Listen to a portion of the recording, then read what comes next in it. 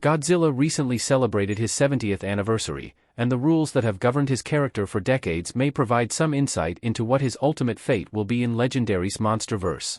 The radioactive lizard has gone through many iterations in his history, from the silly, child-friendly version of the Showa era to the terrifying nuclear metaphor of Godzilla-1, but certain elements have remained the same throughout the years, like Godzilla's atomic breath. The rules long recognized by Toho were formalized by the recently established committee known as the Godzilla Room. The 14-person committee oversees and protects the integrity of the Godzilla brand, and also develops business around the character. As such, they have a say in how each version of Godzilla is depicted, regardless of what country the movie is being made in. While Legendary's Monsterverse isn't likely required in any legal capacity to follow the Godzilla Room's rules, they have followed them so far and can be expected to in the future. One rule in particular, if followed, provides a hint at what could happen to Godzilla in future Monsterverse movies, the 3 rules all Godzilla movies need to abide by. The aptly named Godzilla Room formalized 3 rules for his character.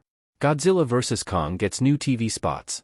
According to the Japanese website Natalie, which spoke with the head of the Godzilla Room, Tetsuya Yoshikawa, Godzilla depictions are guided by 3 core restrictions. Eagle-eyed viewers will recognize that the recently created Godzilla-1 flirts with breaking 2 of the 3. In Godzilla-1, the smaller version of Godzilla on Odo Island bites down on several soldiers, but he throws them with his mouth instead of eating them. He is also killed at the end of the movie, but the final scene shows that a piece of his body is regenerating deep in the ocean. The second rule about Godzilla never completely dying is the most important, as it guarantees that the Godzilla character will continue to live on, albeit in different forms. What Toho's biggest Godzilla rule means for the Monsterverse. Godzilla's ultimate fate may already be decided.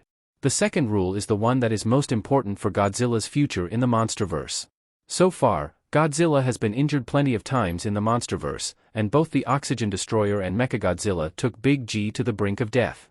Some of Godzilla's greatest threats have not yet made an appearance in the Monsterverse, and there are multiple Godzilla rivals who could theoretically kill Legendary's Godzilla. However, thanks to the Godzilla Room's rules, it's clear that even a death at the hands of Destoroyah, Space Godzilla, or another lethal titan won't be the end for Godzilla. Some form of resurrection will likely be in play if Godzilla does die somehow, and Toho has already laid out a few different paths for the Monsterverse to follow.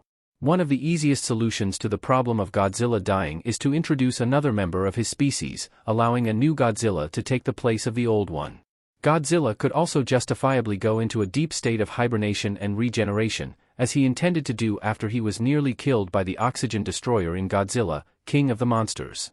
No matter how the Monsterverse continues, the Godzilla Room's rules ensure that Godzilla has a future.